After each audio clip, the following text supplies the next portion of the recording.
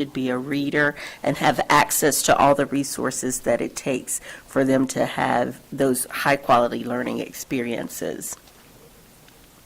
The North Carolina Childhood Education Foundation has developed a framework to help us ensure that we are meeting all the needs of a child, the things that will secure a healthy and vibrant student so that they have all the resources that they need to become literate and engaged readers as they enter the school. Wake Up and Read is formulated by 3 pillars. We have learning opportunities. Those are out of school time learning opportunities action teams. They are working to expand their knowledge of the literacy expectations of students during the school day and what happens after schools during the school day so that they can better align their after school programming. We have a school readiness action team, and the folks on that team work to ensure that students birth to age 5 are they're growing their understanding of what it takes to be a proficient reader in the transition into kindergarten, and how those agencies can support equitable access for those students and their families to be better prepared for entering school. And the last pillar of our work is engaged families. That action team is meeting with families both where they are, literally and figuratively, learning more about the science of reading from and with them as we navigate learning at home. 2 strategies to build relationships with families are our Parent Leader Network, and that is a cohort of families that gather together monthly to learn more about the science of reading and to experience literacy models. The second strategy that we use is Parent Powered. That is a free text messaging platform that allows parents to receive 3 texts per week focused on reading, math, and social emotional wellness. That program is appropriate for students birth to age 18. And it is available in 10 languages. The books that we hope to gather today and through our annual drive are a multifaceted tool that we share with our community. Those books allow us to engage and build trust with our communities and the families that we serve. The books also allow our communities to engage with us and help to improve the work of early childhood literacy in Wake County. These partnerships between families, community agencies, and Wake County Public Schools are the power of Wake Up and Read. Thank you in advance for your donations today. Excellent. Thank you so much, Marissa Smith, who I don't think introduced herself, so I'll allow her to do that. She's so humble and modest. I'm Marissa Smith. I'm the Family Leadership and Literacy Liaison for Wake Up and Read. Excellent, and does a wonderful job. Thank you, Marissa. Okay, we'll continue with our slide deck. So we're here to talk about the Today a Reader, Tomorrow a Leader, School Book Drive and Distribution. So let's talk about our journey with Wake Up and Read and this book drive and distribution. We started with 6 schools way back when, 10 child development centers, progress made to 19 schools with 17 child development centers, and in the 2025 year, we are going to partner with 28 schools and 18 child development centers. So that is definitely progress indeed. So as it relates to our Wake Up and Read partner schools, we have listed here for you those 28 schools that we'll be partnering with in Region 1 and Region 2, so that you as board members know what schools you can sign up to volunteer at for our book distribution program in the spring. And this is our call to action. So we want you to get involved with the book drive and the distribution 2025. We encourage you to purchase new books, and I know that you have some gifts for us today. We want you to volunteer your time. We want you to consider hosting a drive, and we want you to spread the word. Because our goal this year is to equip each of those 28 schools, pre-K through 3rd grade students, with 5 new books.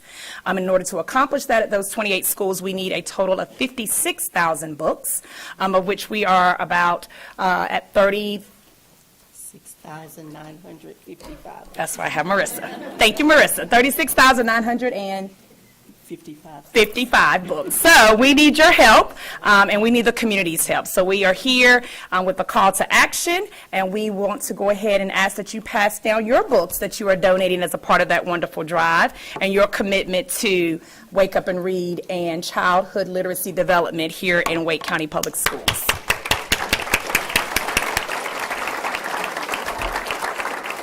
We will now entertain any questions that you all may have. Great. Well, thank you both for being here, and we also want to thank the community in advance for their support and the donations that they will be providing for our students as we enhance our future generations of now and tomorrow. But I'll open up for questions. I see Ms. Mahaffey and then Ms. Rice. I just have one question. If someone wants to host a book drive, the website is wakeupandread.org, correct? Yes. Okay. Thank you for that important reminder, Ms. Mahaffey. Ms. Rice? You know, I love reading and early literacy, so you know I'm excited. I was excited to be on board when Wake Up and Read first began here in Wake County, and being able to be a part of those foundational pieces.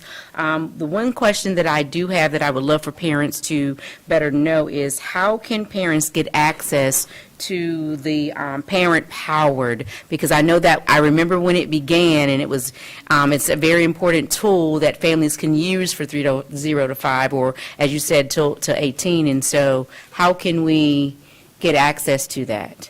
Parents can text WC to 70138, and if they forget, they can find that on our website, wakeupandread.org. Thank you so much. Wonderful, excellent work, and great goals. Thank you. Thank you. Any others? Hearing none, thank you all so much. Excellent. And thank you.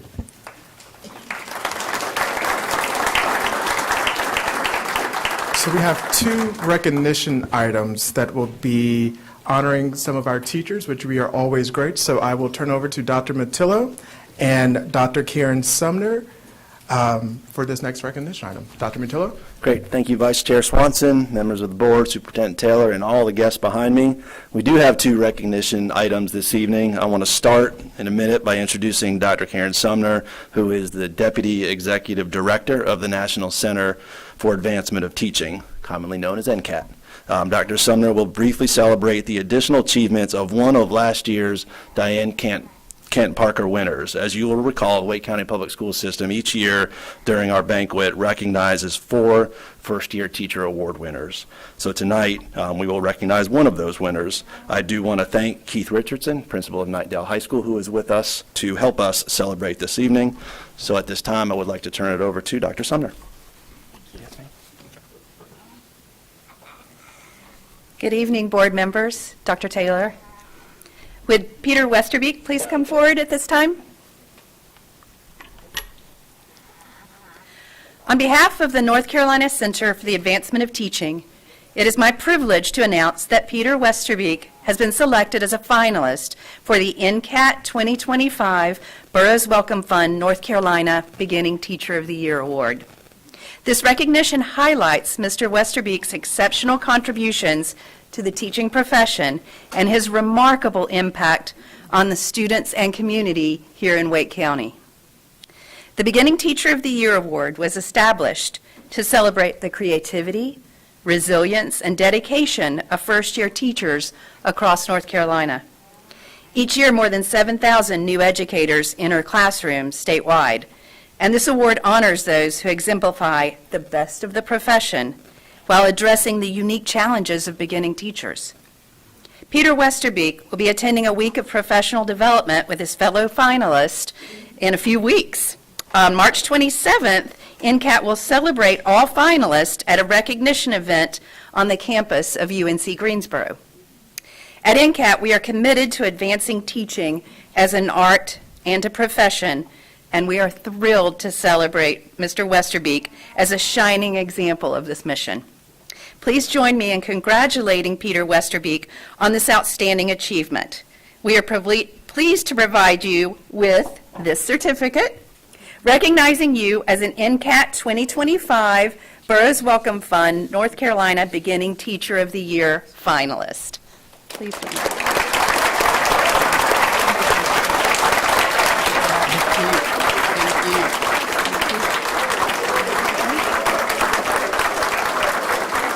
No, you're not done yet. In addition, we invite Margaret Hendershot on behalf of Empower to present Peter Westerbeek with a check for $250. Empower supports North Carolina educators in their retirement investment plans, and we're thankful for their support of education in North Carolina. Thank you all for being here to celebrate this outstanding educator. We appreciate Wake County Schools for recognizing Peter Westerbeek and the NCAT Beginning Teacher of the Year program. Thank you.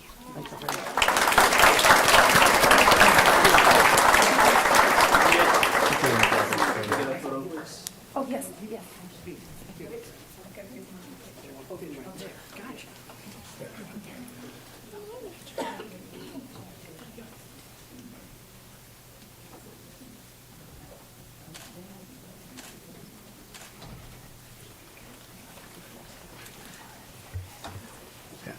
And congratulations to you, and thank you for your service to your students. And as a beginning year teacher, we know how difficult that is, and so you are representing not just Wake County, but all beginning teachers very well. So thank you so much, and let's give them another round of applause.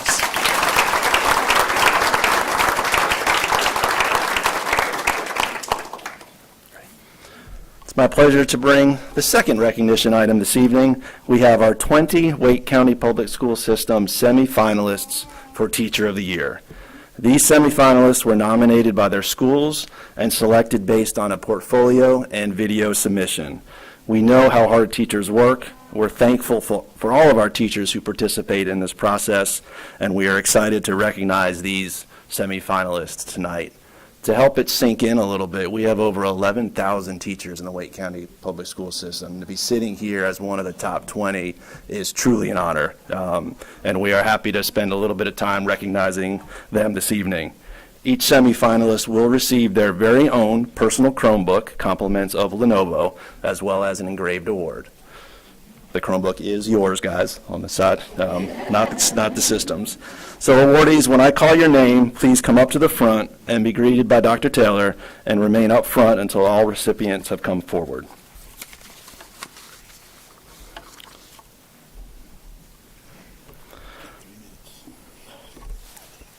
Fran Avery, Dillard Drive Elementary, 3rd grade Spanish immersion.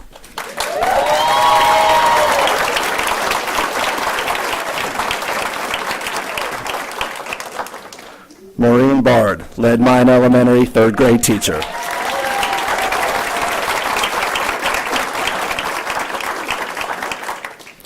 Whitney Bickelhop, Buckhorn Creek Elementary, 4th grade teacher.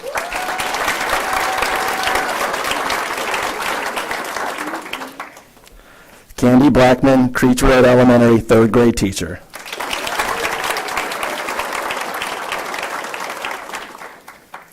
Macy Brinson, Kingswood Magnet Elementary, K-5 Health and PE.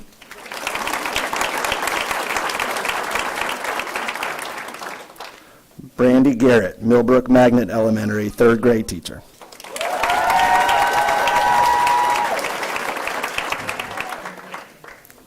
Elizabeth Gary, Southeast Raleigh Magnet High School, 9 through 12, Healthful Living.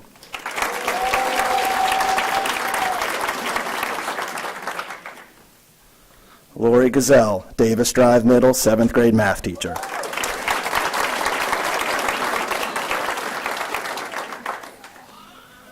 Anna Hardy, Leesville Road High, 9th to 12th grade math teacher.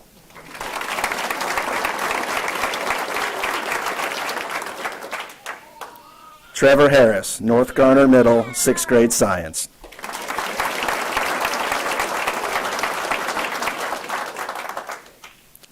Lauren Holloway, Wildwood Forest Elementary, 1st grade teacher.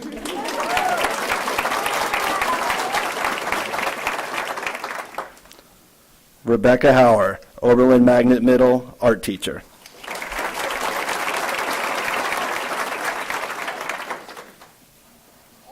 Rajani Kolkami, Hortons Creek Elementary first grade teacher.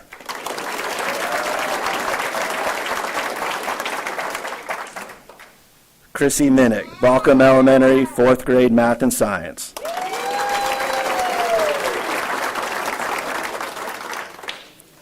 Tanya Neal, Lockhart Elementary kindergarten teacher.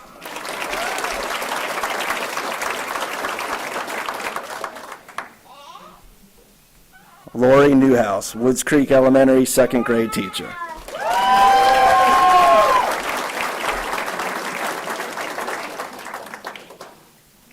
Ashley Parmley, Mills Park Middle, 7th grade math.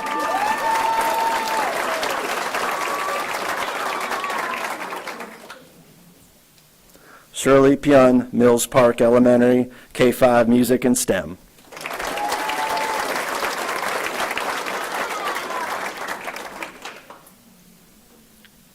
Matthew Rains, Nightdale High, 9th to 12th grade theater arts.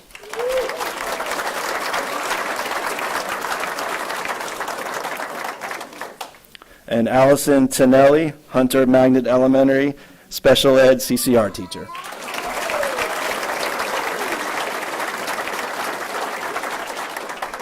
Let's have one more round of applause for all of our amazing semifinalists.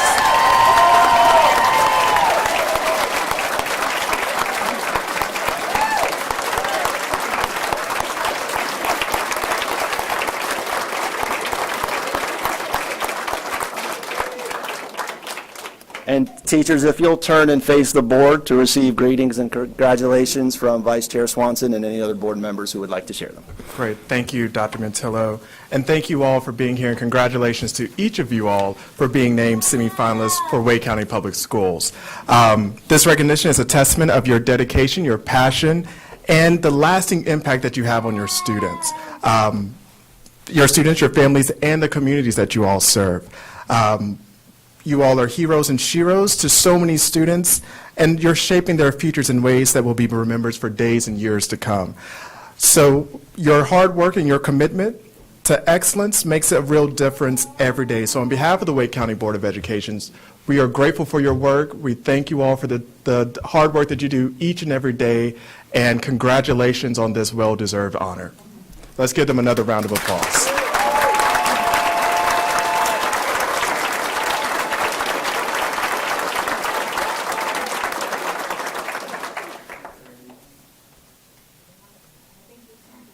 Oh, great. Well, you all are, we can give, yes, so thank you all. We do know that some of you all have something to do tomorrow, so we will not let you all have to stay through public comment the rest of our meeting, so you all may leave at this moment. So thank you all so much, and looking forward to the celebration on May 4th. Thank you. First, thank you. Yes, thank you.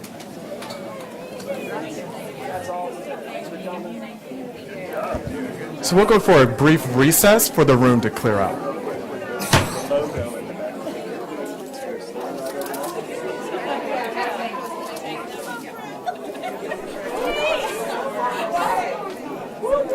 Of course you were on the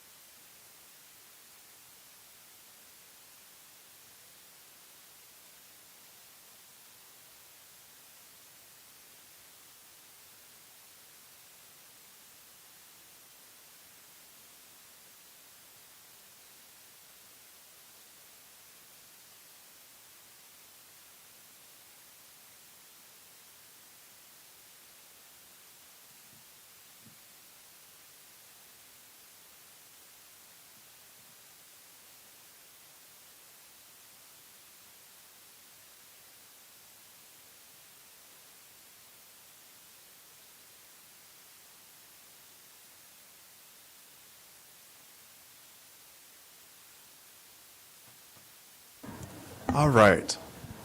So we will now, give me 1 second, get these papers together. All right, so we will now move on to public comments.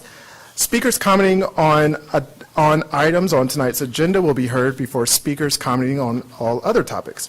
All speakers will be heard in the order of sign-up.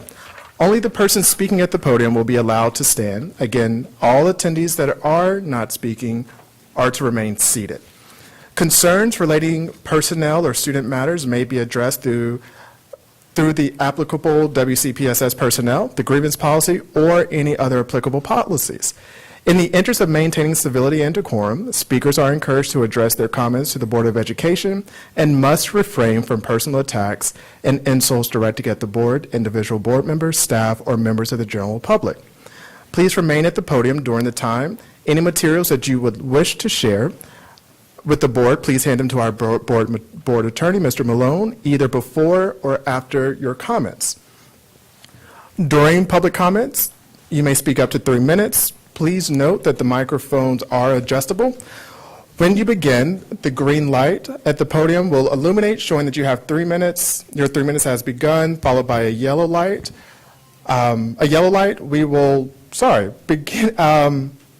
Let me just start that completely over. When you begin, the green light at the podium will illuminate, showing that you have 3 minutes. Your 3 minutes has begun. A yellow light will light up with an audible tone when there's 30 seconds remaining of your time. When your time is up, you will see a red light and hear another audible tone. When your time is up, the next speaker will be called to the podium. Speakers are also asked to respect the time and speak for no more than 3 minutes. So our first speaker for our students is Dylan Myers.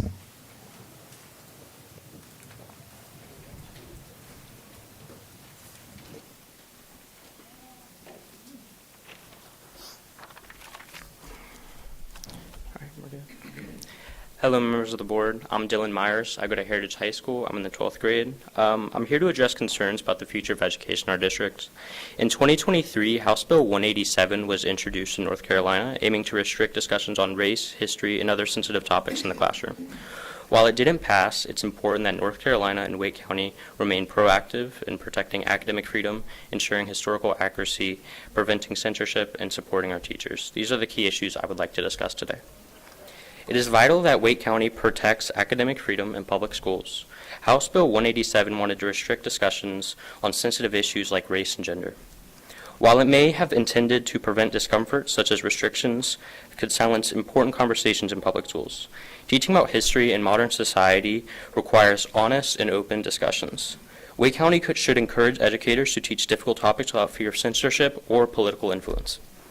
Wake County must also promote historical accuracy and prevent censorship in the classroom. House Bill 187 proposed limiting discussions on key topics like slavery, segregation, and the struggle of marginalized communities in American history. These restrictions could result in a sanitized version of history. Students like me deserve a full understanding of the past, even when it's uncomfortable. Wake County must allow and encourage educators to teach history in all of its complexity, ensuring students are prepared for the real world and know how the past shaped the present. Finally, we must support our teachers. House Bill 187 would have required teachers to seek approval for materials related to sensitive topics, creating unnecessary bureaucracy. Teachers are already overwhelmed and shouldn't have to spend time navigating red tape. They should focus on lesson planning, student engagement, and creating a positive classroom environment. Wake County must trust teachers and remove barriers that distract them from their primary role. Overall, while House Bill 187 did not pass, similar proposals could arise in the future. Wake County must remain committed to protecting academic freedom, ensuring historical accuracy, preventing censorship, and supporting educators. Censorship in the classroom limits students' abilities to think critically and understand history. Teachers should be trusted to present complex topics accurately without unnecessary restrictions. Instead of adding bureaucratic hurdles, Instead of adding bureaucratic hurdles, Wake County should provide educators with the resources they need to help students succeed. Wake County should also continue to prioritize the truth, learning, and academic integrity. Overall, public schools should focus on educating students, not promoting political agendas. Thank you for your time. Thank you. Our next speaker will be Phoenix Billadou.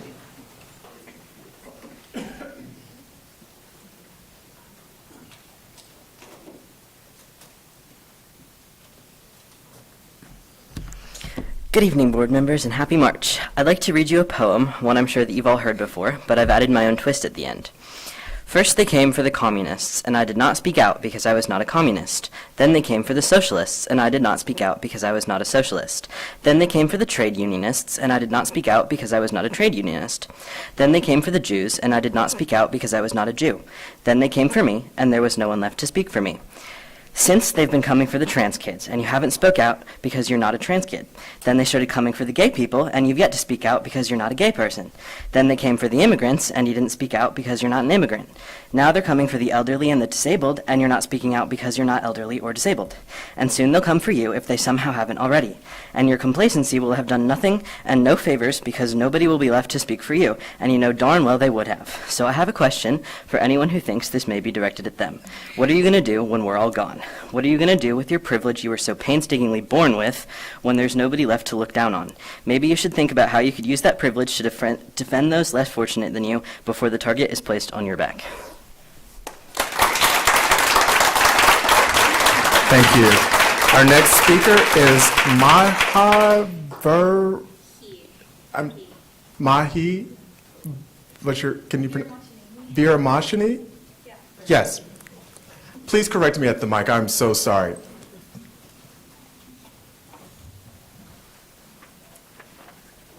It's Mahi Viramachanini, but it's a long last name, so I Thank you. understand. So sorry for that. That's fine. Do I start? Oh, good evening. My name is Mahi Viramachanini, and I'm a freshman at Enloe High School. I'm here to talk about the district-wide cell phone policy on behalf of Enloe's PTSA student leaders. I'll be the first one to admit that cell phones and social media are incredibly distracting. I won't be ignorant to the concerns of teachers and adults who find restricting cell phone use completely as the only way to discourage cell phone use. I understand that it's difficult to design and implement a cell phone policy that students won't be able to find a loophole for, and that will be easy for teachers to implement. However, when it comes to creating a cell phone policy for Wake County, I hope the policy committee will take into account the following. Wake County is the largest county in North Carolina. While creating a uniform cell phone policy for all schools ensures fairness with how, when, and where students use their cell phones, every school in Wake County is very different. Firstly, this might have been what you were planning, but elementary, middle, and high school students should have different policies. High school, middle school, and elementary school students have very different reasons to use their phones, so implementing a uniform policy for all grade levels that takes into account these exceptions would be extremely difficult. For example, high school and middle school students might need to text their parents about changes in their after-school plans, while it's very rare for elementary school students to have many clubs or after-school activities. Implementing a uniform policy also wouldn't account for differences in schools like the building itself. For example, Enloe has 2 buildings with a walkway in between. Would the walkway count as a hallway, or would students be able to use their phones outside the building? Differences like these would create ambiguity with a uniform cell phone policy. Therefore, I would suggest that instead of creating a uniform cell phone policy, creating a set of guidelines for all schools to base their cell phone policy off of, which would allow for all ages and their educational and personal needs in the school setting to be taken account for without ambiguity. In this day and age, phones and electronic devices are also an important part of our lives. While school devices allow us to complete our schoolwork and our homework, Chromebooks have limitations as they were designed for different purposes than phones. The most obvious example being that Chromebooks cannot be used to contact our parents or guardians. Phones are also more useful when recording for school projects or creating group chats for school projects. This brings me to my third and final point of creating a cell phone policy that allows students, So phones are also going to be used for many generations, so learning how to use them responsibly should be something taught in schools right now. Because as adults in our jobs, we can't be using phones irresponsibly because we obviously won't get paid. So this brings me to my third and final point of creating a cell phone policy that allows students to learn how to use phones responsibly. Like I said before, electronic devices, phones, and social media will play a huge role in the rest of our lives. So rather than completely restricting cell phone use, teaching students to use them properly would greatly benefit them in the long run. Thank you for your time and have a good evening. Thank you.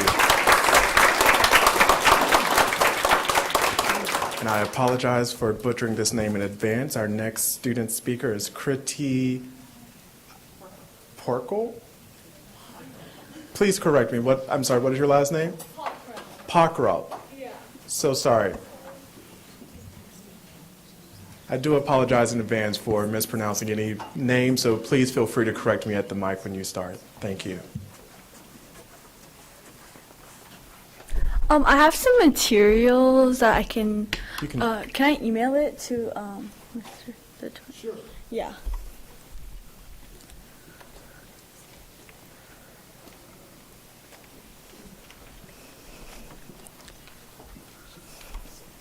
Oh, you mean right now? Yeah, I can just send it to you right now so you guys can look over it.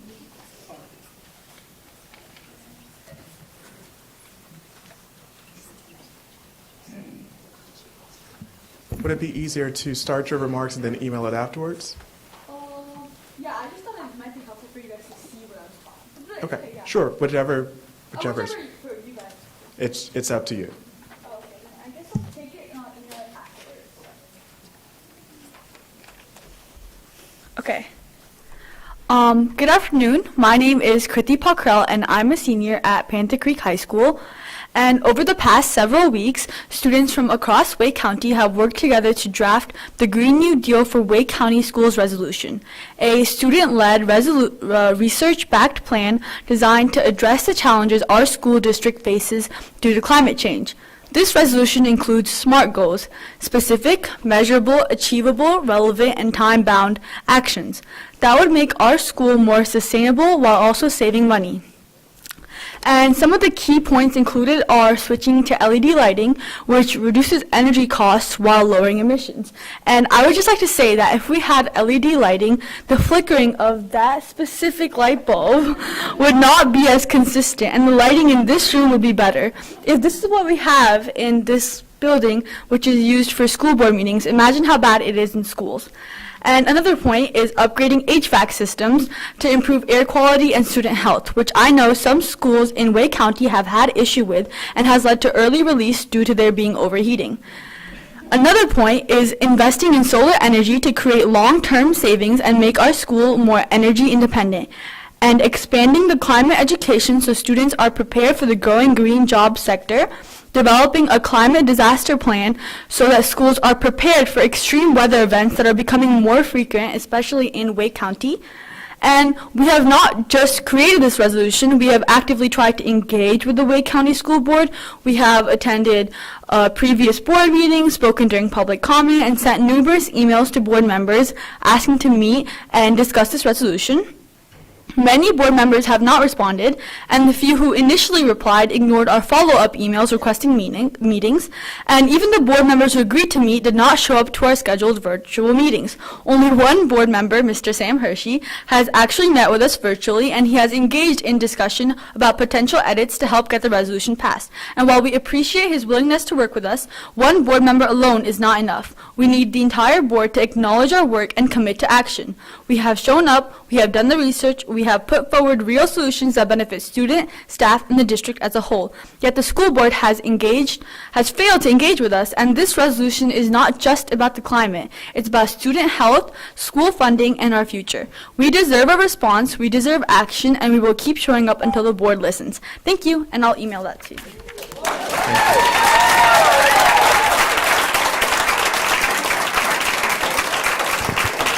Our first off-topic agenda speaker is Margaret Bilodeau, followed by Jana Dux. Margaret Bilodeau.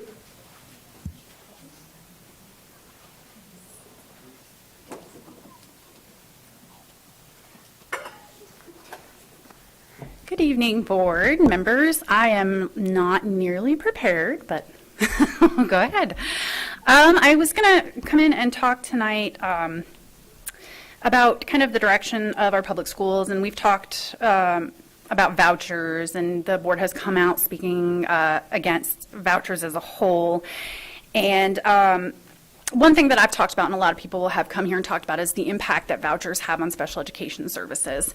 And with current state proposals to funding cuts, the same students that have also been severely negatively impacted by vouchers are facing even further reductions. This is an excerpt from North Carolina House Bill 113. The purpose of this committee is to consider various ways in which the existing North Carolina Medicaid programs could be modified to respond to any decreases in federal support for the Medicaid program in order to maintain current state funding levels. These modifications may include: number 1, reduction or elimination of optional services; number 2, reduction or elimination of optional eligibility groups; Number 1 and 2 on the chopping block are vulnerable people. Specifically, this includes waivers for medically needy children. Those waivers are optional. This would impact their ability to get the care that they need at home and at school.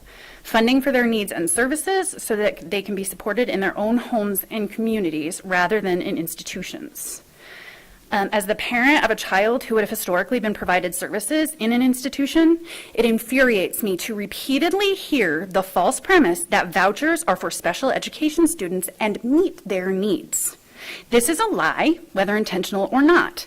If it's intentional, just say that. If it's not, educate yourself. Do better. There are no options for our most vulnerable, medically and educationally fragile children. It's just not cost effective for for-profit schools. And putting them all away into some kind of institution so they're out of sight and out of mind is disgusting. And that's what we're working towards with our current direction. It's time for everyone on the board to educate themselves and put the needs of all of their students above their personal and political opinions. That being said, I will always echo what Phoenix says, and we need to stand up for everyone. We need to take a stand. Executive orders are not laws, and when laws are in violation of the Constitution or executive orders are in violation of the Constitution, which they very much are, many of them, it's our duty to follow the Constitution. I'm tired of hearing people say we need to read the Constitution and we don't know what we're talking about, because those same people are not following the Constitution. They just want it to be rewritten and want us to follow their desired rewrite. Thank you.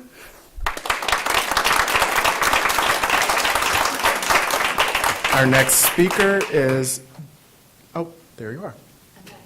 Yes. Hello. Good evening, everyone. Good evening, Wake Board and Dr. Taylor. My name is Jana Dux. I am here tonight simply to give some shout outs and some recognition to our schools and programs in the southern part of Wake County.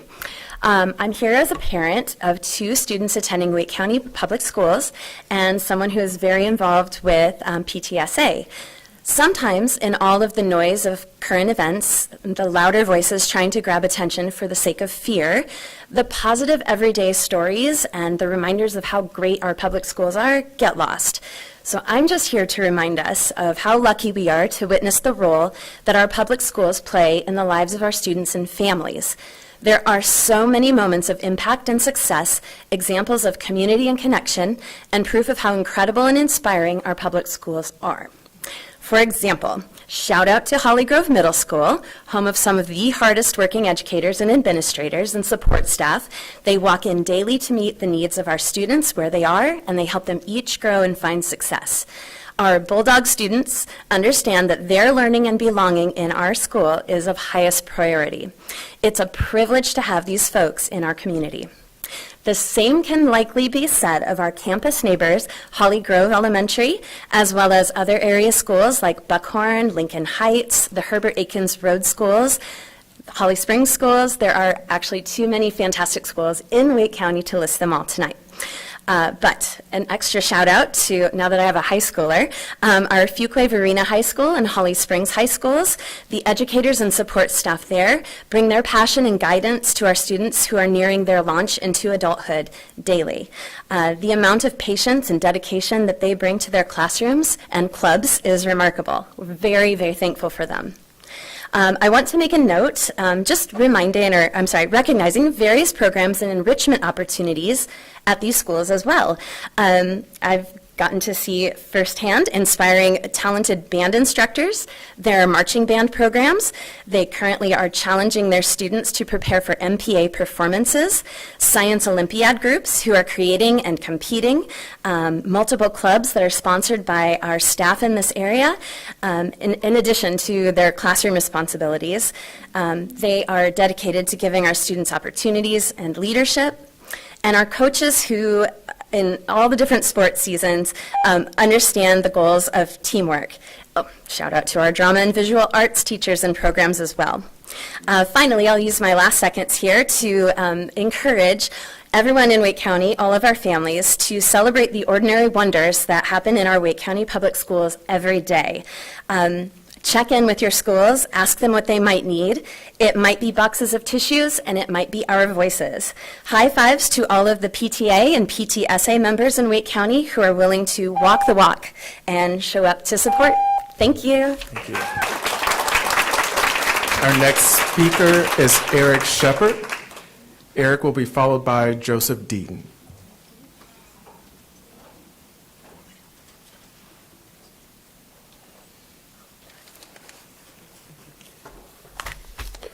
Good afternoon, members of the board. My name is Eric Shepard. I believe we have the same mission of trying to build Wake County students to be the best in the world. But it is a fact our students today have a hard time competing with out-of-state students at our state schools. And it's for increasingly expensive, irrelevant degrees. The last administration had our students closed, sedentary, muzzled, with no physical activity. That is not an education, that is not leadership, that's indoctrination. It's no secret there needs to be a radical, disruptive, devastating paradigm shift in thinking to completely overhaul Wake County's education practices to reach desirable student achievement results en masse. And this won't be done by throwing more and more and more taxpayer money at the symptoms of a diseased pedagogy and a diseased bureaucracy. So here are some tenets of education that can spark a catalyzing, scalable change that builds a stronger Wake County relationship and partnerships, and improves the knowledge transfer of our students. Open schools 24 hours a day. Schools are a beacon of area resources and a hub for information sharing. They are places of play and reprieve and innovation and enlightenment.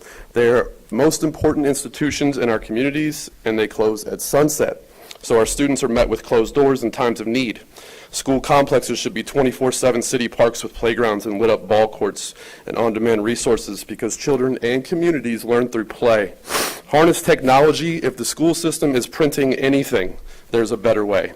Harnessing technology for its efficient use looks like embracing the use of phones and app suites to improve operational efficiencies and release vital public school data to the public. It's taxpayer funded, and it's hidden, and it can be used to identify granular pockets of inefficiencies that can be weeded out. Free the data. Redevelop the curriculum to have a standard curriculum with Montessori principles at the core. This will add more physical movement around more relevant content. If you intermix curriculum with pathways to accredited certifications so students can graduate with relevant professional certifications like project management degrees, Lean Six Sigma, leadership, trade certifications, that increases their opportunities. Open the channels of communication to increase community relationships magnitudinally between local companies, government entities, and nonprofits to create classroom partnerships to bring an innovative education to our students. Partnerships could be encouraged through tax incentives and sponsorship programs that create commercial opportunities. Source funding from appropriate government entities. Not everything needs to be a Department of Education problem just because it involves a student at a school. There are expertises that align with specific government departments that you can draw funds from, and these are things that can be enacted right now. If you have these ideas to align government funding and duties to keep schools open all day with a thick, incentivizing bridge to the partner community, we have. Thank you. Our next speaker is Mr. Deaton.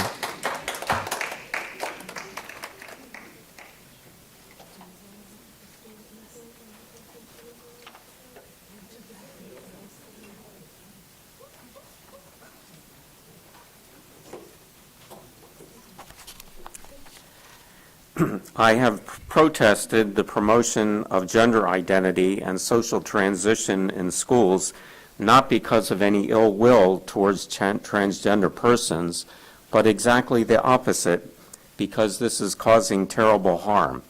I have been so concerned for young people that I've spent an enormous amount of time studying the medical and psychiatric journals. If I may put the support some of you have for gender identity in a charitable light, you are concerned about mental health and suicide prevention. But I implore you from the bottom of my heart to recognize that WPATH doctors have not been telling us the truth. They told us that unless kids transition, they will commit suicide. That's not true, and it's emotional blackmail. They will not all commit suicide. The elevated risk that does exist is due to other psychiatric comorbidities. Gender transition does not reduce suicide long-term because it does not treat their true problems. They told us social transition in schools allow kids to try out an identity. That is false. It's an active psychological intervention that steers the great majority onto a medical transition, whereas the great majority would outgrow gender dysphoria without intervention. WPATH doctors told us that puberty blockers are fully reversible and give kids time to think about their gender. That's not true on both accounts. 94 to 98% of kids on puberty blockers proceed on to cross-sex hormones because the blockers quench natural hormones and thereby solidify the dysphoria. WPATH lied about how they developed their treatment guidelines too. What will you say to alumni who come back and tell you their transition that you encouraged with gender identity books and your GSA club was all a terrible mistake? Well, you consented to treatment when you were 13, so don't blame us. If you're not happy with the results, you can get surgery, such as silicone implants, to go back. This is not a matter of a right to personal autonomy, but whether this is legitimate psychological and medical treatment that Wake County should participate in. Thank you. Our next speaker is Elaine Funderburk.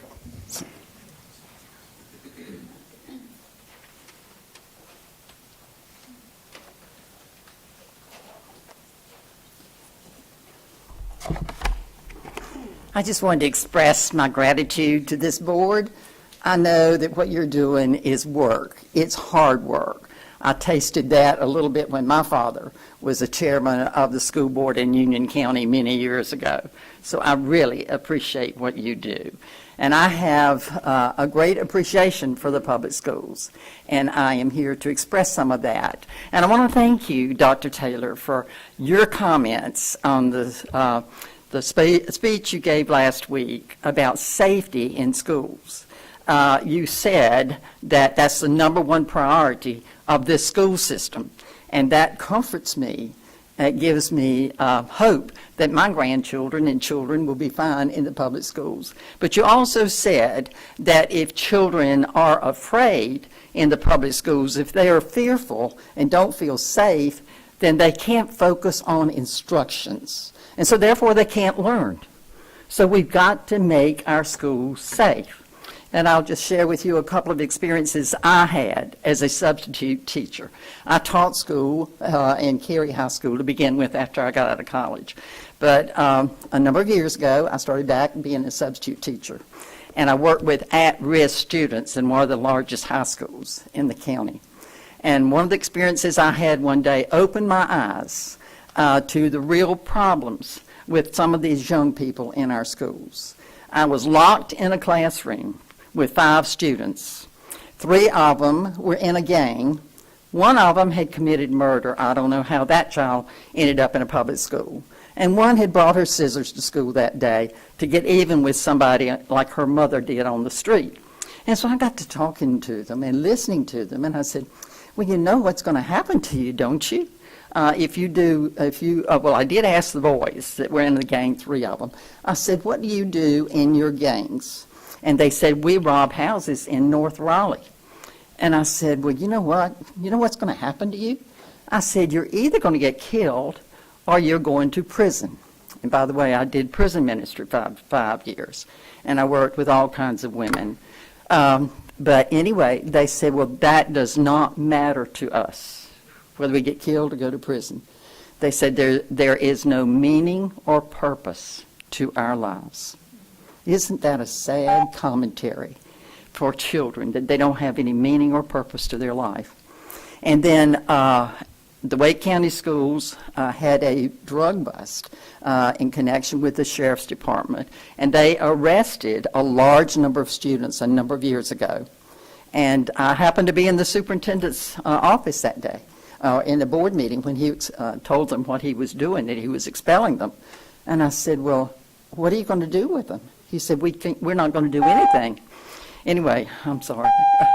Thank you. I'm just suggesting that we get a Bible curriculum in our public schools. Thank you. So, anyway. Our next And we could speaker- start with an alternative Yes. school. Thank you. Our next speaker is Janet Peterson.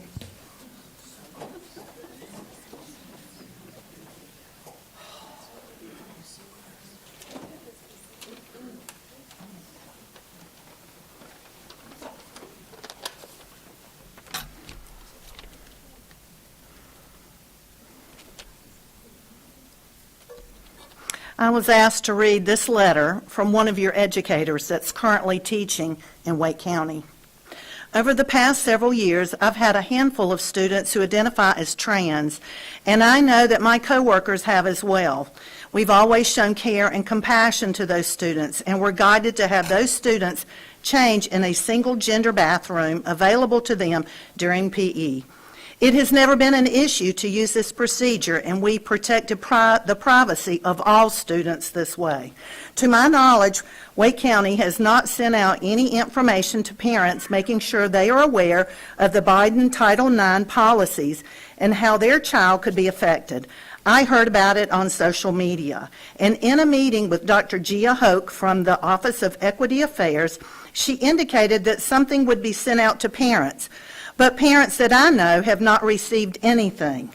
Despite this policy being adopted by the school board in July, principals didn't receive training until October, and PE teachers still have not received training about Title IX. Furthermore, the current policy, as I have heard it, could have students, daughters and sons, impacted if they express a concern about the situation. They could be accused of sexual harassment and face suspension or risk discipline if someone is misgendered. When asked about civil rights, Dr. Hoke said that not allowing a trans student in the locker room violates their civil rights. But when I asked if it violates the civil rights of the girls in the locker room, I was told no. And when I asked why parents don't have to be notified about boys and girls spaces, we were literally told we don't tell parents when there's a student with autism in the class with their child, as if this were a fair comparison. I don't understand why we would not protect even younger girls and boys in their most private spaces.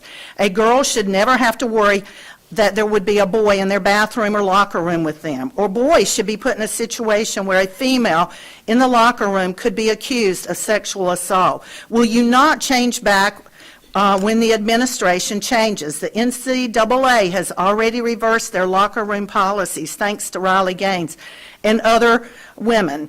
Our teachers should not be in a situation where they might be in a locker room supervising students of the opposite sex. Teachers should not be in a situation where we are told to go against our morals and religious beliefs, and teachers should not be asked or expected to keep secrets from parents. Teachers are staying silent because they fear losing their jobs.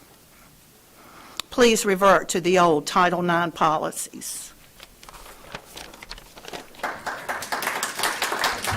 Our next speaker is Jennifer Lobbs.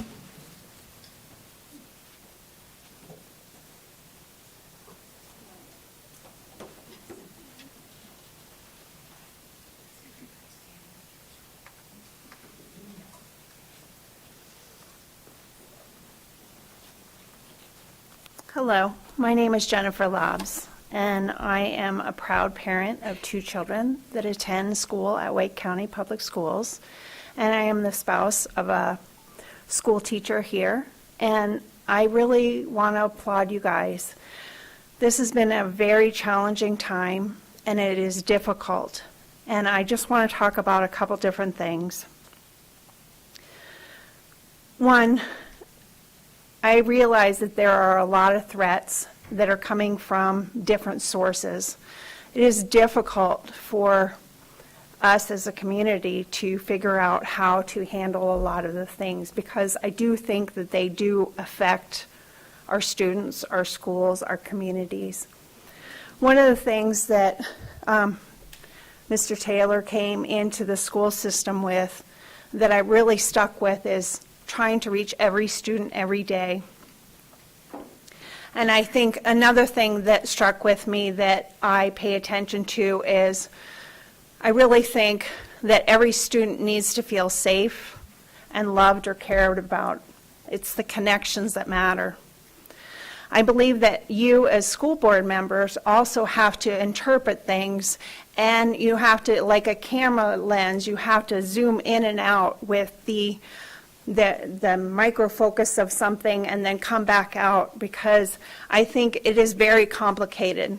The school board is a vast school board. We have schools, and we educate the majority of students that live in Wake County.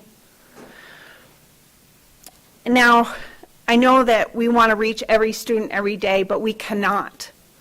We cannot. Simple things that you guys make decisions about, such as the school calendar or the bus. Well, one student or one family may not have transportation, so they can't get to a school, or they don't have the opportunity that somebody else does. So you guys do need to make choices that do impact all of our students, and you have to keep that in mind.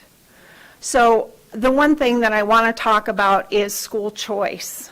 And I believe that when we're talking about funding and when we're talking about where the money comes from, I really think that I want to encourage you to look at our school system and what are the best resources and how can our taxpayers. I believe in public schools.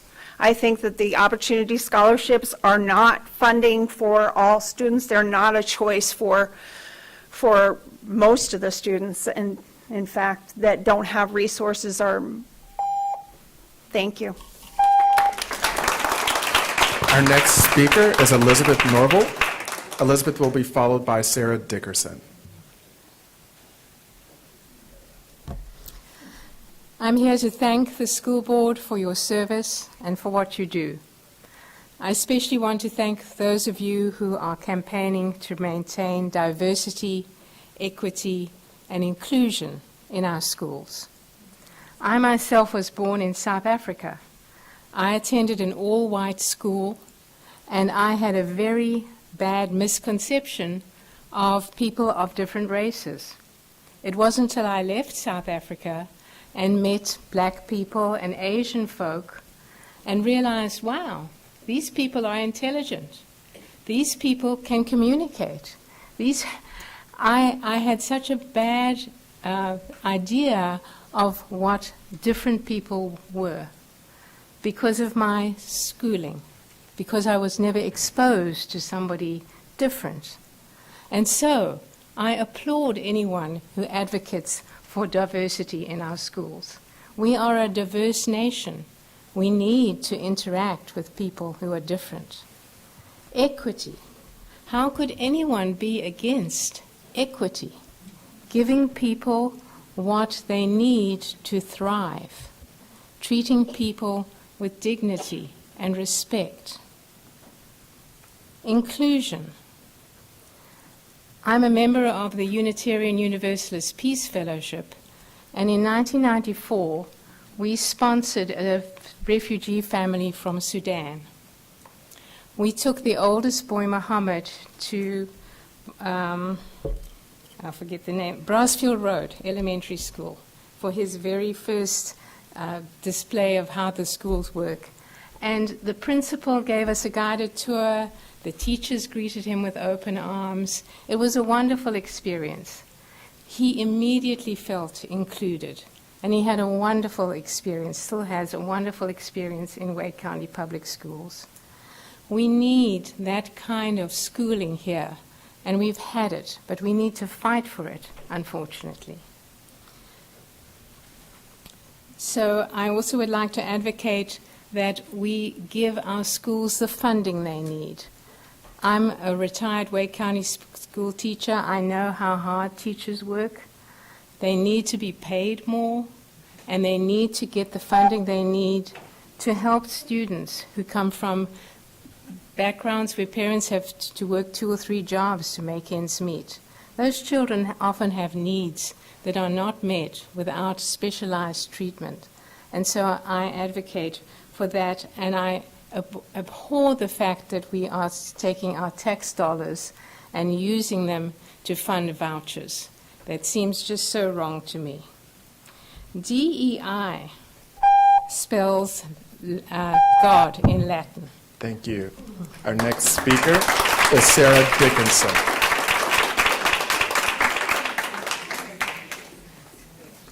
Thank you for having us here tonight, and thank you for the work that you all are doing. I'm Sarah Dickinson. I am a parent of 2, soon-to-be 3 children in Wake County Public Schools.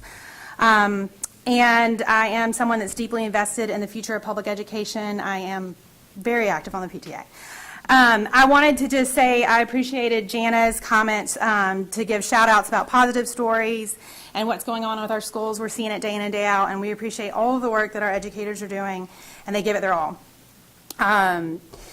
We are concerned about the attacks that we're seeing on public education. They're coming from our state legislature by choosing to actively keep funding incredibly low. I realize that is a choice that our North Carolina legislature is making, as well as right now there's a lot of uncertainty and chaos coming from the U.S. Department of Education about potential budget cuts.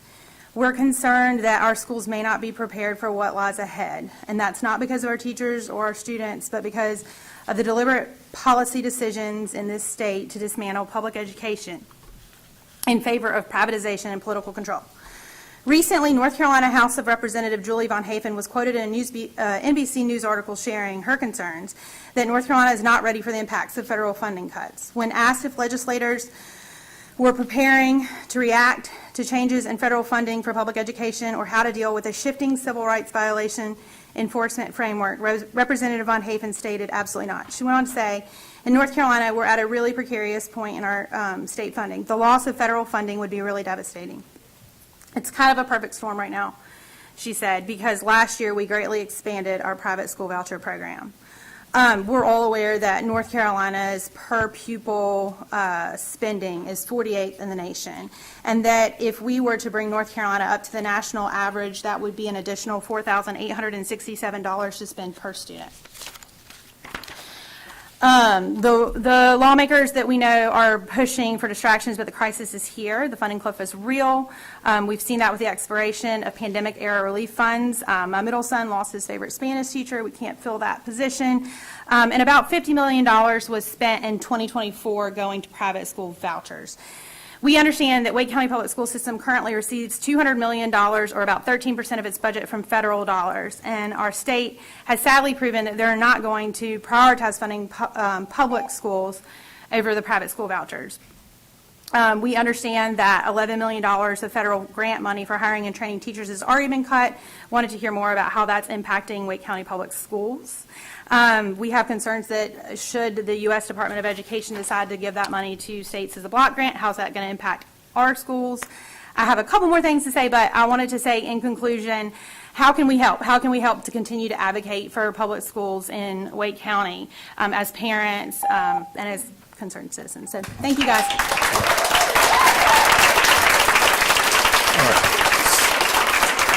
All right, so our next speaker is Christine Zaccardi.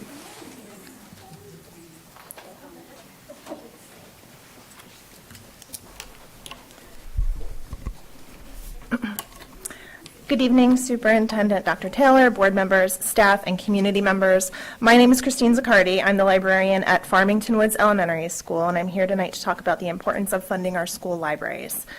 Wake County Public Schools' strategic plan is directly tied to student achievement with a focus on eliminating barriers to success. This evening we heard about the Wake Up and Read program, which is dedicated to helping students read proficiently by the end of third grade, building their home libraries, and increasing their exposure to books in the home.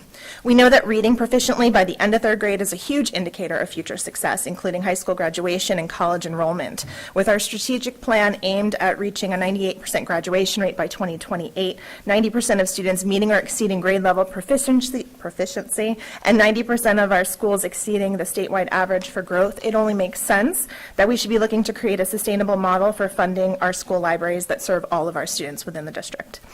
We currently don't have a policy in place or a recommended baseline for per pupil spending within school library budgets. Funding happens at the discretion of the principal through PTAs that are able to successfully fundraise and support the library, or grant writing.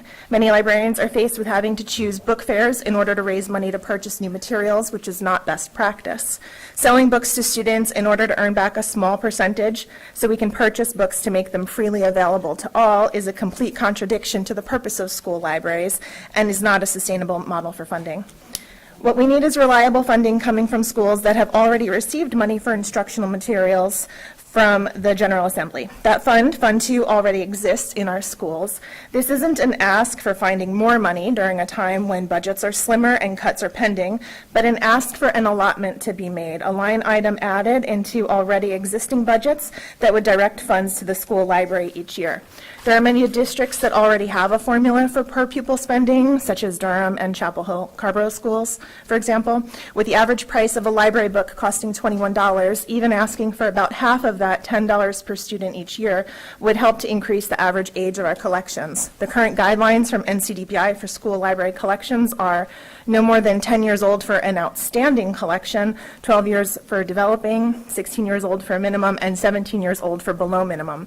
The Wake County collection standards range from within 8 to 15 years of the current calendar year. We calculate the age by averaging the copyright of each book in our collection. Based on the most recent data we looked at from the 22-23 school year, out of the 194 school libraries, 138 of them had outdated collections with an average age across the district of 18 years old. That's 71% of our school libraries not meeting the bare minimum. Of those same 194 schools, 98 received $0 from Fund 2 and 20 received less than $1. My question tonight is, utilizing the funds we already have in Fund 2 for instructional materials, can we create a plan to sustainably fund our school libraries? Thank you. Our next speaker is Lisa Johnson, followed by Brooke Wiggs.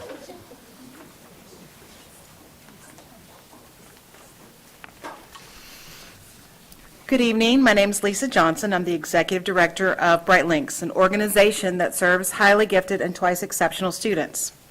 In our state gifted program standards and the Wake County AIG 3-year plan, highly gifted and twice exceptional students are listed as underrepresented students. Today, Bright Links is here to represent their voices and bring your attention to their needs, including asking the board to review School Board Policies 1150, 3422 and 3423 to include highly gifted and twice exceptional students. These students can come from any race or economic background, which is why it is essential to provide more acceleration opportunities during school. Many families from Wake County have reached out to Bright Links for support, including Page of Wake County parents with whom Bright Links has now partnered. Wake parents express frustration with barriers and policy limitations in this district, which sits in the technology capital of North Carolina. It's normal for highly gifted students to have some of the most atypical educational paths. Everyone expects a student that is 3 standard deviations below the average IQ to have a very individualized path, requiring lots of resources. The same is true for students with IQs 3 or more standard deviations above the average. This is the highly gifted range. Unfortunately, reality is numerous barriers to access few acceleration opportunities with little understanding and resources. Bright flight is on the rise, and at Bright Links we hear the same 3 stories from our families. 1, some look at current policies and decide barriers are too great and never enroll. 2, they leave Wake County schools after multiple failed attempts at advocacy for their children. Or 3, they remain spending hours for their children with little result. Parents and students encounter negative attitudes and are ignored, even though requests are supported by decades of research. Some can afford enrichment programs, but others won't have the time, transportation, or financial resources, and it's not right. Parents want simple and fast identification and service delivery. a clear path of gifted services and individualized plans, more acceleration opportunities, AIG representation on IEP and 504 teams, and common sense solutions like hybrid homeschooling, ability grouping with highly gifted cohorts, prioritize enrollment for highly gifted and twice exceptional students at certain magnet schools where resources are. It's not a one student at one school issue, it's a district problem. Parents shouldn't have to watch their child's academic and developmental growth stagnate. Every child deserves to grow every day in their education, including highly gifted and twice exceptional students. Thank you very much for listening. Our next speaker is Brooke Wiggs. Hi, good evening. I'm here as a mother of 3 who are in the public school system, 6th, 8th, and 10th graders. And I want to express my concern for the education that they are receiving. My personal belief is that it is largely connected to the use of the Chromebooks because I saw how school operated and how the school day functioned without every child having their own personal Chromebook, and then how it has changed and even seems to be increasingly changing and going toward a model of everything being on a screen. I realize that we are living in a world of technology and we use technology a lot. However, I also hear my 3 children saying that they want to receive instruction from a teacher and they are not enjoying how the school day is going. They do not like being just given an assignment of slides to do, each child at their own desk to go through slides, essentially go through the instruction on a Chromebook instead of receiving the instruction from their teacher. I sat down last week in a meeting with one of my 6th graders' teachers, her school counselor, her 6th grade principal, and the data manager. And when I expressed my disdain for the use of the Chromebooks, I was honestly a little bit surprised to get a very emphatic head shaking as if we don't like this either from 3 out of 4 of those present in the room. So my proposition would be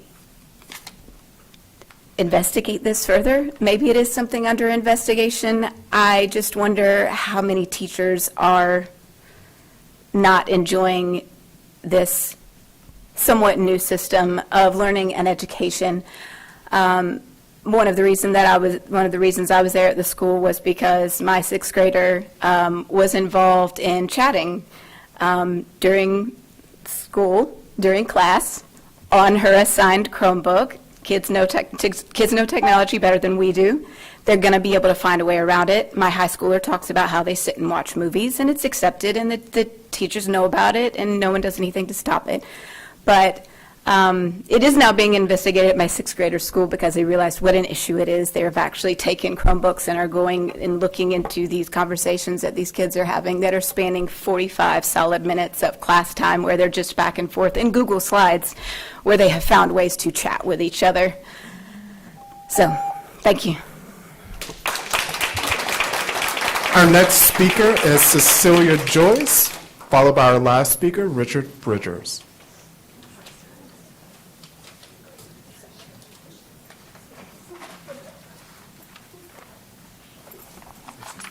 Hello, School Board and Superintendent Taylor. Thank you for listening and for all the good work you do for the benefit of all students and families in Wake County. My comments today will be short. I'm Cecilia Joyce, the librarian at Dillard Drive Magnet Elementary. I brought you a message from some of the 2nd graders at my school. We were talking today about the value of our school library. As we were discussing quality education, this is one of the United Nations Sustainable Development Goals, which guide our work as a global studies magnet school. So our students said, we want you to know that we need to have an equal amount of money for our school library. Let's say about $5 to $10 per student. We need to have books that are current and most interesting to our students. We need books on topics like global studies and in other languages because we are a magnet school. Sometimes kids lose or damage books, and we need money to replace them. School libraries are so important because some families can't afford to buy books for their kids. It is fair for each school to have enough money to buy the books they need. Thank you for listening, and thank you for your service to Wake County. Thanks.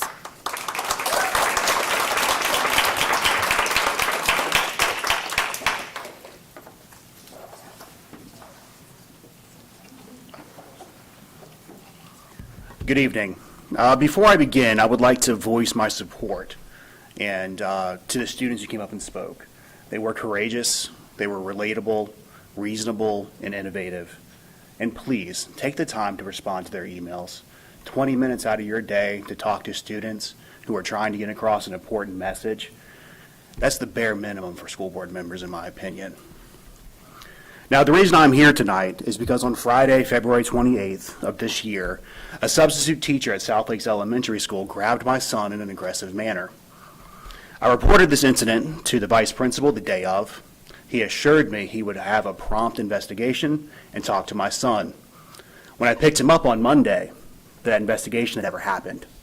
It's as if it didn't happen. When I spoke to the new principal, she took the reins. Now, I'm hopeful that she's doing what she should do, but my history with South Lakes Elementary School includes, during the COVID years, the art teacher told my daughter she was stupid while I was in the room.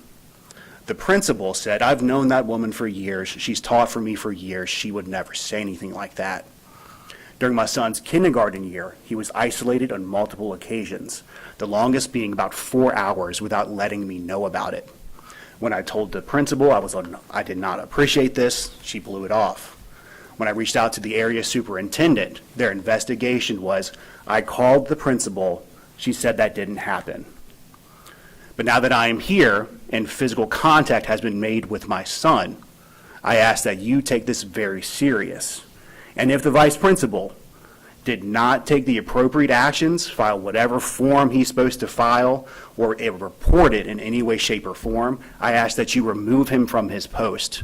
Not only does this expose our children to a dangerous individual, but it exposes the entire system to legal liability. Please do not brush this under the table. If this happens again, I will not be so kind, and there will be legal involvement. Thank you for taking the time to listen to me. And again, please talk to your students. Answer those emails. Have the meeting. It'll change their entire lives. Thank you and have a good night. Thank you.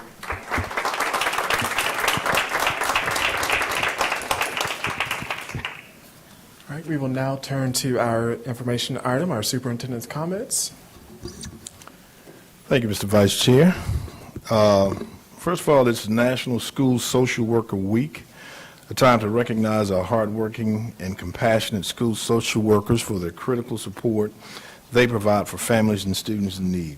Our school social workers promote positive change by working with students and families to eliminate barriers to learning. They help and secure needed resources for our students, connect families to community partners who can provide assistance, encourage students to remain engaged in school each day, and manage physical and mental health services. They are a lifeline for students and families experiencing difficulties, and their work is an essential part of our mission to make sure every student reaches their full potential. Please take time this week to honor your school social workers for all they do to support student well-being and success. I'd also like to take this time to recognize Erica Stuckey, a school social worker in the Office of Early Learning, who was announced today as the 2024-25 Wake County Public School School Social Worker of the Year.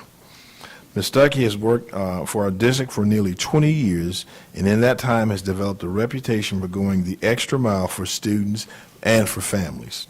The colleague who nominated her for this award praised her huge heart, her dedication to supporting preschoolers and their families, and her vision for how all of the Wake County Public School families should be supported.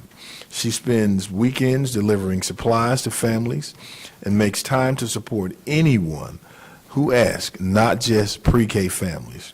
This kind of selfless service makes Ms. Stuckey a worthy recipient of this year's School Social Worker of the Year award. So my thanks to her and all of our school social workers for making sure all students have the opportunity to receive the priceless gift of education.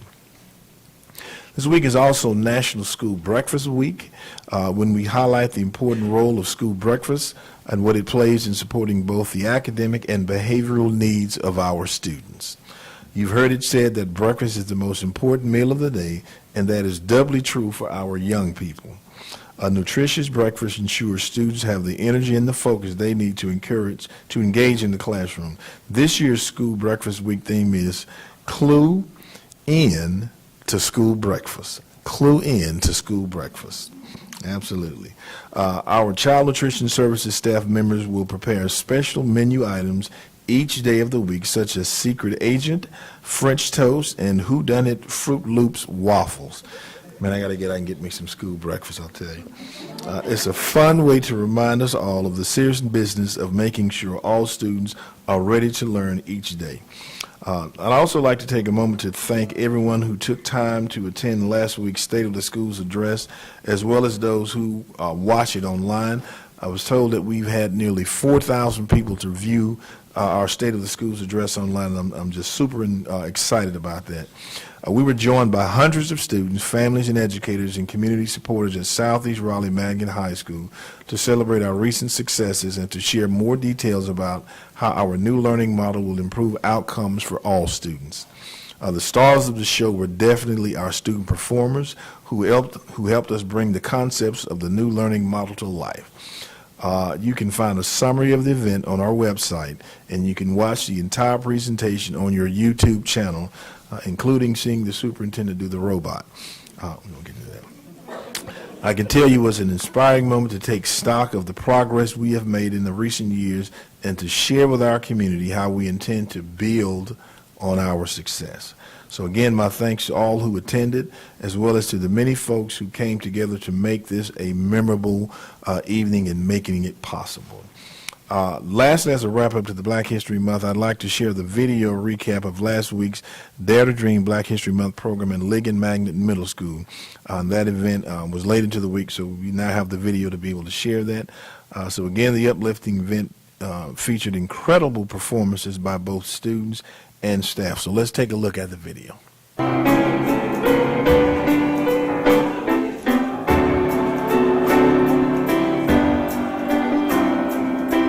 Tonight, we presented African Americans in Labor, Dare to Dream, a Black History program for Wake County Public Schools. We had students from 8 areas in our district and faculty and staff who formed a gospel choir. So we showcased the many talents of our students, performing arts as well as visual arts.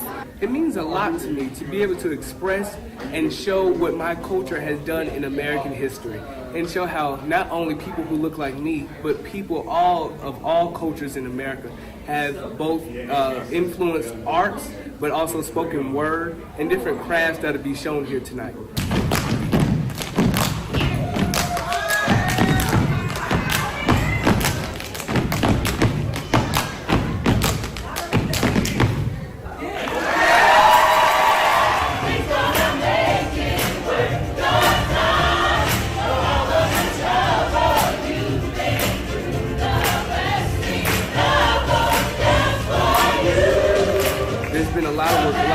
From the technical theater team here at Ligon Middle School, a lot of running by, of course, Dr. Janine Perry-Campbell, and a lot of just juggling, trying to get everybody here, getting rehearsals, making sure everyone's in their spots. But, you know, just because we're doing it for a great cause, I believe everything works for the greater good, and that's what happened tonight. It's important for us to do events like this so we can showcase all of the talents of our students. We heard yesterday in Dr. Taylor's State of the School address that knowing me and seeing me is very important for our students, and seeing them perform, seeing their passion, seeing them live out their dreams on stage, they all deserve to be seen and known and all of their talent showcased.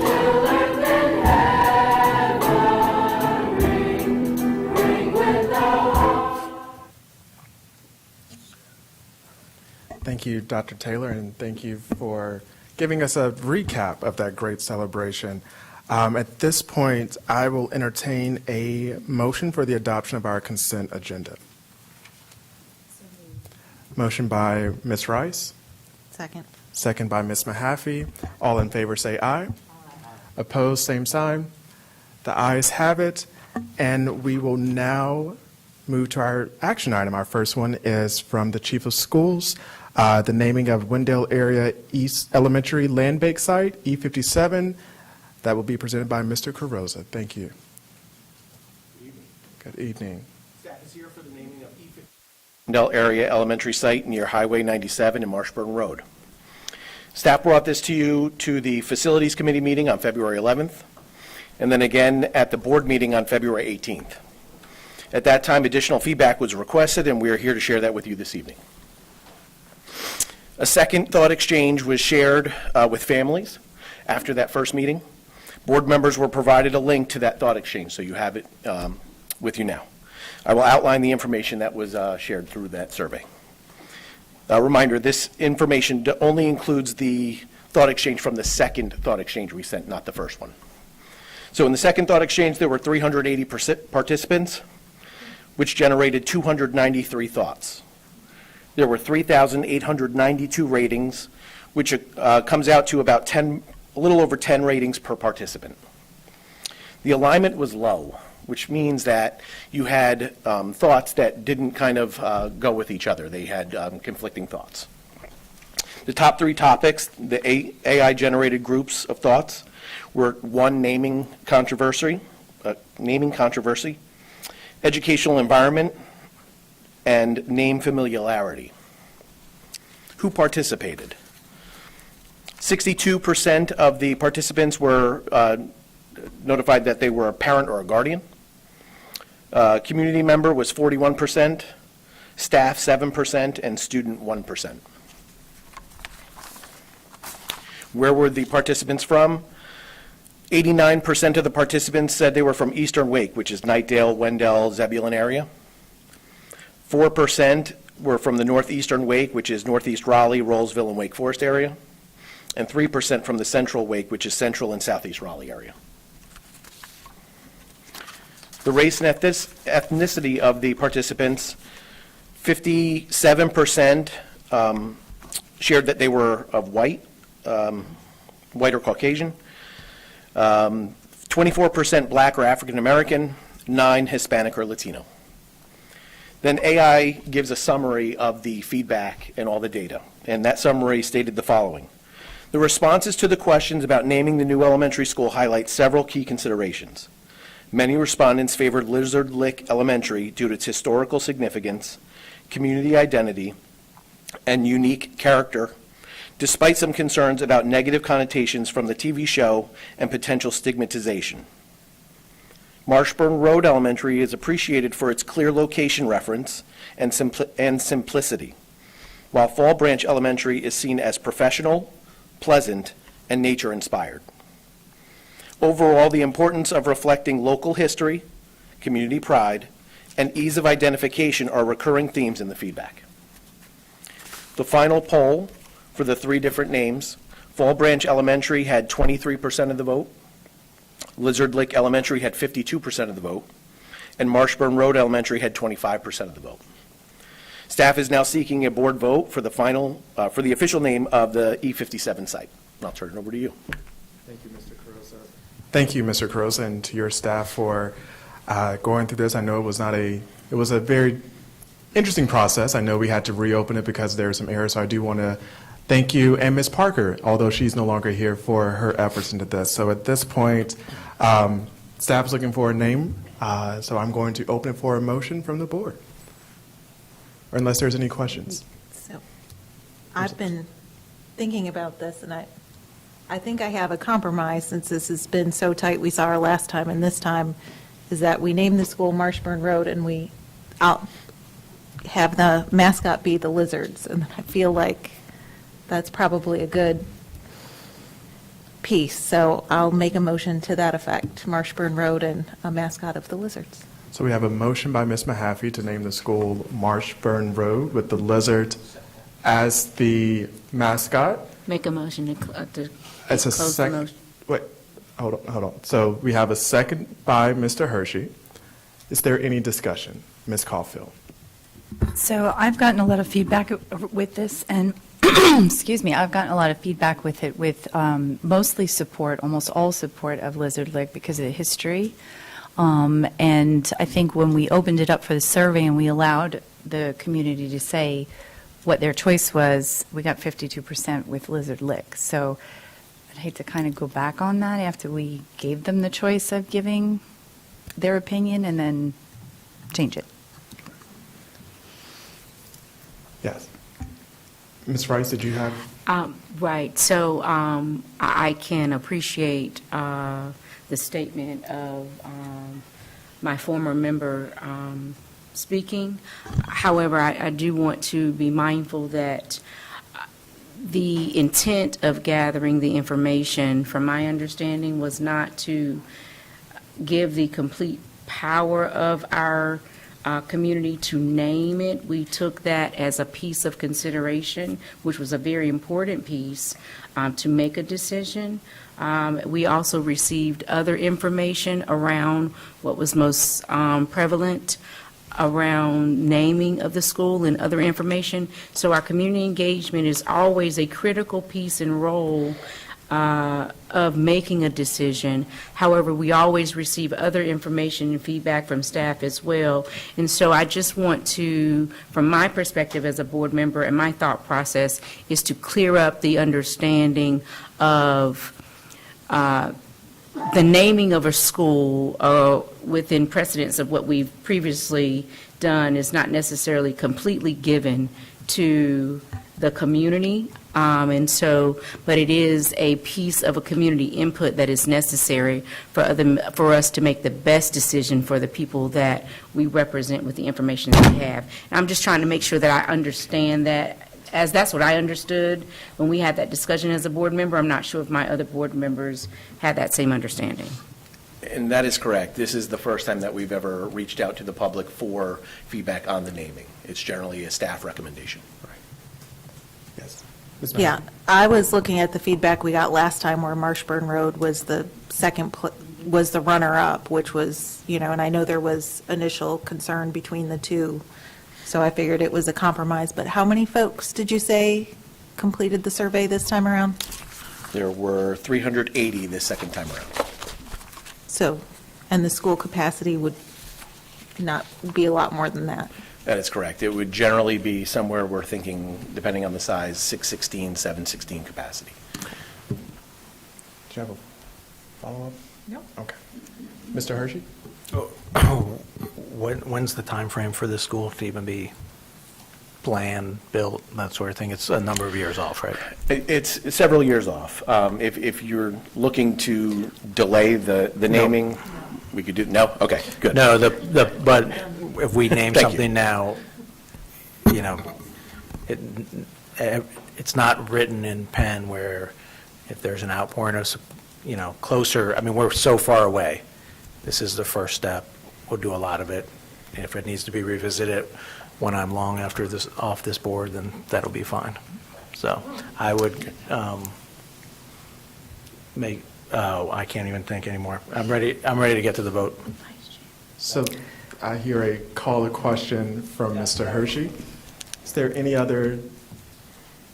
Hearing none, I guess, well, yes, I will entertain a vote. So the vote at this point is the naming of the site to be Marshburn Road with a recommendation of the mascot to be the lizard as a compromise. So all in favor, say aye. Aye.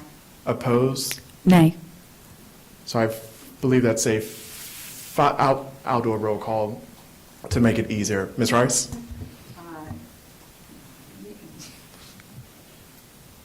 Yay. Okay. Ms. Caulfield? Nay.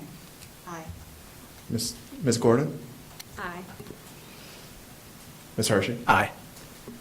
I'll vote an aye, so the vote is 5-1. So the motion passes. Thank you for your staff, and looking forward to visiting the new site. Thank you, Mr. Carosa. Have a good evening. So our next item is Ms. Caulfield.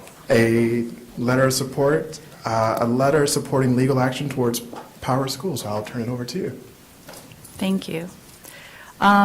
This letter that we have in Assembly was a letter that was drafted to Attorney General Jackson as part of a joint effort with other school boards around North Carolina to encourage the Attorney General to pursue legal action and 48 months of protection from Power School, from the Power School data breach that we had that affected 64 million people across the nation.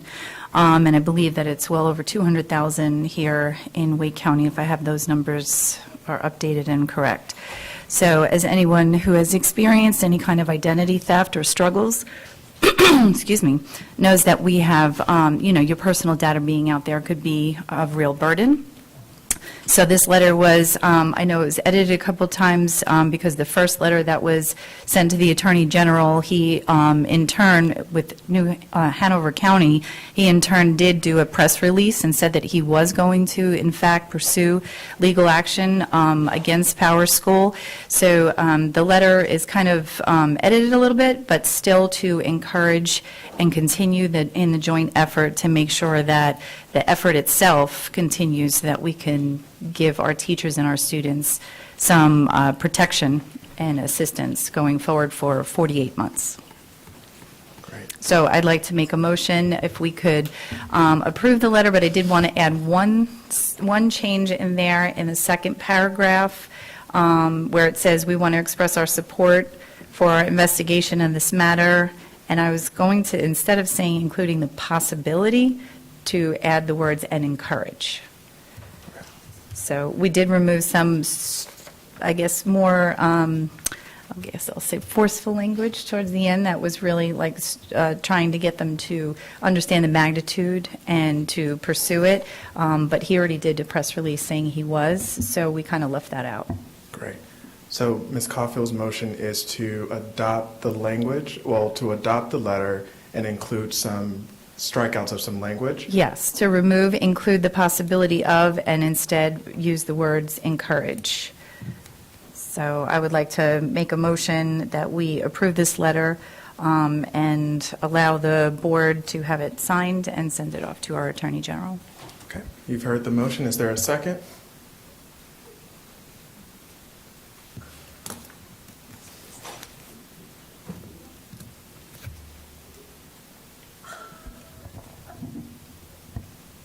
Okay, hearing no, there's not a second. So Attorney Malone, that means the motion dies?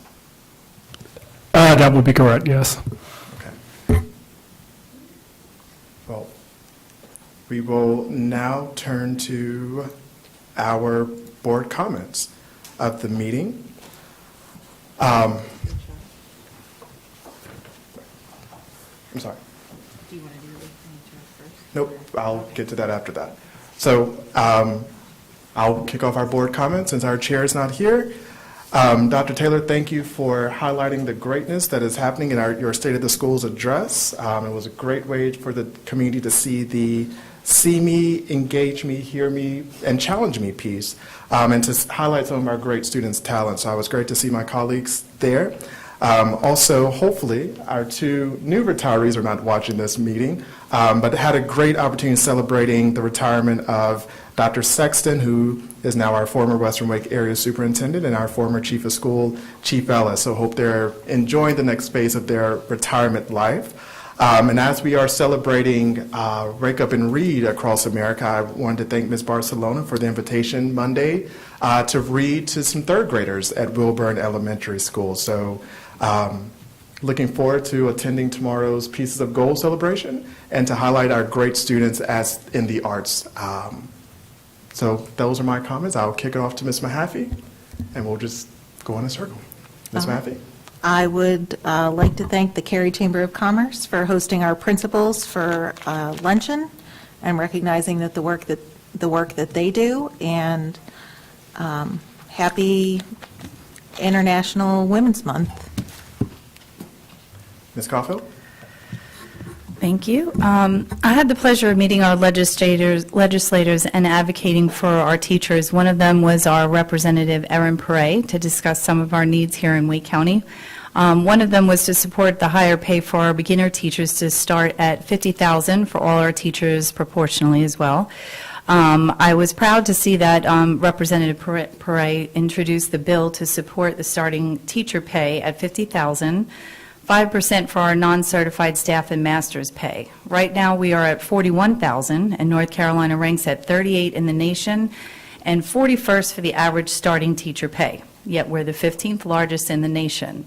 While there are a few things that we can do to further support our teachers, like longevity pay and extra support with the behavioral and disciplinary struggles that they have, we should be able to come together with a nonpartisan support for our teachers and their need for a livable wage to be able to support our community in North Carolina, specifically to Wake County, often referred to as the best place to live in the United States and the #1 ranked to raise a family here in North Carolina.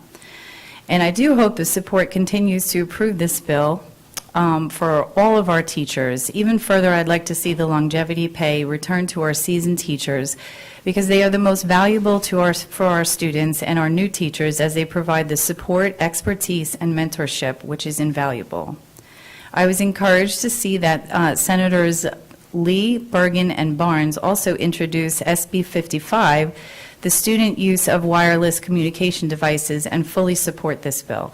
I recently wrote an opinion piece for Carolina Journal on technology and education, and I appreciate that this is being recognized as a struggle that we face in our schools. I look forward to having and seeing some support from our legislators. As a school district, we would still have to create our own policy, and we are currently working on that and would like and what that would look like. The survey was sent out to the students and to the parents and was extended to March 11th. So we encourage you to please participate in that survey and help us out with where you stand. I was, however, disappointed that 45 senators in Congress voted against the Protection of Women and Girls Sports Act. I am not sure what message that is sending to our young female athletes and how we support them, their right to safe spaces and safety in sports. Some of these female sport athletes have been injured and lost scholarships and earned recognition for their achievements, and I'm disappointed that those in leadership did not vote to support our female athletes. It was a busy 2 weeks at the Joint Commissioners meeting. We went to a Joint Commissioners meeting and discussed some of the budget things that are coming up in March, and then out to the state of town in Knightdale, where Mayor Jessica Day and their community director, Rachel Morris, spoke about the great things that are going on in Knightdale. These two ladies are always doing some great things in their growing town, including additions to the park and beautification projects to lift the town. But it is more about how they brought the community together. They gave multiple awards out. One of them was to the Scouts of America Troop 365 for their Community Appearance Award. We were also greeted by Knightdale Students Band. Another thing that I really appreciated was their Operation Greenlight for Veterans, where businesses and homes would light up for the week in green to show their support for our veterans and to let them know that they were seen, appreciated, and supported. In honor of Women's History Month, which started in 1987, where President Reagan signed a proclamation to make the entire month of May Women's History Month, I wanted to lift up these two ladies from Knightdale who are making history in their own way. They put so much into their town, and I wanted to share that. Another lady that I wanted to lift up who is making history is Peyton McNabb. President Trump invited North Carolina's Peyton McNabb as his special guest for the State of the Union tonight, and Peyton's courage to speak out resulted in North Carolina passage of the Fairness in Women's Sports Act, which protects opportunities and safety in female athletes. I know North Carolina is going to be proud once again to watch her in D.C. We also had the State of the School where Dr. Taylor, he was able to speak about our schools and how we wanted to empower our students through See Me, Challenge Me, Hear Me, and Know Me. One of the best parts about this job is getting out and seeing our children grow and enjoying their incredible talents and successes. We heard about a second grader overcoming her challenges with language. The robotics clubs delivered a gift to Dr. Taylor up on stage, and the debate team presented a case, and we finish off the show with our very talented Knightdale student. Her name was Faith, who sang a song from Color Purple. Her incredible talent blew us all away, and I look forward to seeing her in the play that is coming up in April in Knightdale High School, Haydenstown. We had a sneak peek. Sorry, my screen just kind of blinked. We had a sneak peek, so I know that our family is going to enjoy going out to see her, and I'm sure we will not see the last of these future stars. I wanted to thank Ms. Honeycutt for coming out to our board advisory meeting. She came out to discuss the opportunities for the CTE program, and I will be sending out the slides to District 1 so that everybody has the availability to look at that. She talked about how the program works and how our families can learn more about what this could look like for their student. We are working on that now on our website, so hopefully we'll have a user-friendly option that we could help our students engage. But also for parents that may not be able to know what is available, that is one feedback that we had, that they did not know what was available and how to get to that. So hopefully this will help close those gaps for those parents. Our next board advisory will be in April, and we'll be discussing the AIG programs. This is still evolving, but staff will be joining us for a presentation that's on that we also will see in student achievement in March 18th. We'll be discussing AIG, the process, the updated 3-year program, some ways that we could connect with our families with the AIG services. And too often our students are met with roadblocks and the stigma that because they're in the AIG that they're smart and they'll figure it out. But some of them are not finding their space. And I think that closing these gaps and getting all that information out for our parents will definitely close the gaps and help our AIG. So stay tuned for some more of that information, both with student achievement and at the board advisory. Thank you. Thank you. Ms. Caulfield, Ms. Rice. Great things are always happening in District 4, where we are empowering education and elevating communities. I attended multiple events since our last board meeting. The Black History Celebration was outstanding tributes to our labor force contributions. Dr. Taylor knocked it out the park, delivering our State of the School address.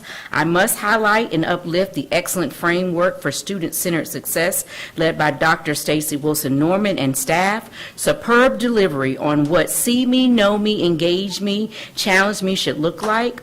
To our teachers, thank you for putting this model into action daily in developing your skills and tools to deliver it flawlessly with intention and pride. And finally, the students, the reason why we exist, our students. They were beyond extraordinary in their performances.